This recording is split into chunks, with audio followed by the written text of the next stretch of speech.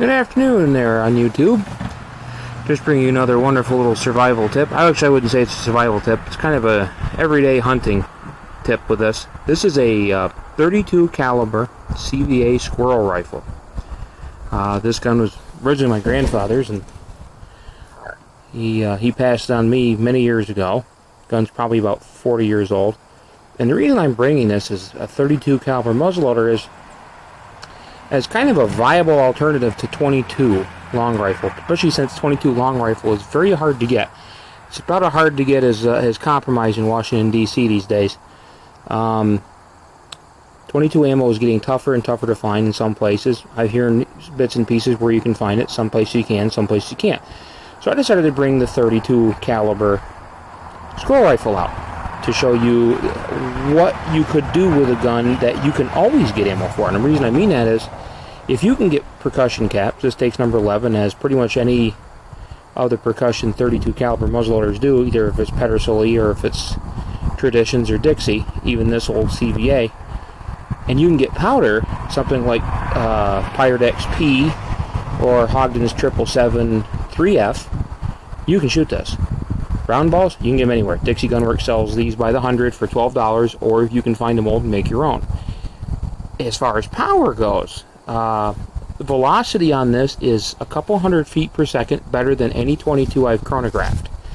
The last one I chronographed was a Marlin Model 60, and this gun with 10 grains of Triple F beat Triple F, and that's Hogden's 777. I don't use black powder. I know I'm not traditional when it comes to that, but I can get 777 a lot easier, and it's a lot cleaner. I get a lot more shots out of it. I do it for efficiency. I can get about 200 feet per second more than a 22 long rifle. As far as power, it's a good 100 more pounds per square inch of muzzle energy than a 22 long rifle. This is a 45 grain lead round nose ball. This will take any squirrel right out of the picture. And they are 310 diameter. You have to be careful between the 310 and the 320, because the 320s and bigger, they're used for the revolvers. 310 you need because you have to have something for a patch. I use the thinnest patches I can get. How I make patches, I don't buy them. I get 45 caliber patches. I can get those anywhere. 50 caliber patches, I can get those anywhere. I cut them down. I take and make a template, and I cut them down. I use nothing more than Thompson Center's bore, butters, lube. They work perfectly. Never had any issues. This was the last target I shot with it. This might not be the greatest, but anybody that knows me knows that I had a injury in my left arm a few years ago, and I pretty much shoot one-handed, either off a bench or off a set of shooting sticks that I can anchor. So this is 25 yards. It's not super great compared to a 22 long rifle with a scope, but keep in mind you're not looking for that same accuracy. After 25 yards, you get it within a reasonable distance and you get the sights on, you'll get the gun and you'll get the squirrel and the ball to kind of meet all in the same place. So what you need to do is go find one of these.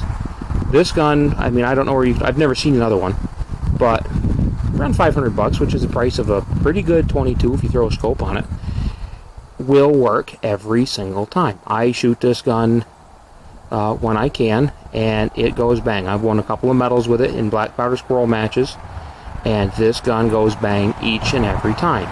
It does the job. You can get about 700 shots out of 1 pound of 777 3F if you use 10 grains of powder, that ball, and a thin patch. I don't tell you what patch to use because every gun is different. You're going to have to find what one works for you along with the powder combination. But that's what works, at least for this gun. Go look for them. They're out there. And versus trying to find 22 ammo, buy a box of 100 lead round balls, get the gun sighted in, go kill some squirrels, go kill some rabbits, go kill grouse. This will do all three. And instead of sitting home hoping or walking around Walmart or these other shops, hey, I can't find 22 ammo. You can get this, go out, load it up, shoot it, go small game hunting. And it's a great gun to learn how to use for muzzleloading. And you can improve your stalking skills. You can improve getting up close to the small game, because if you can stalk within 25 yards of a squirrel, it'll help you when you come deer hunting too. Same with a grouse, especially if you take them on the ground, or a rabbit. But more useful tips on the way.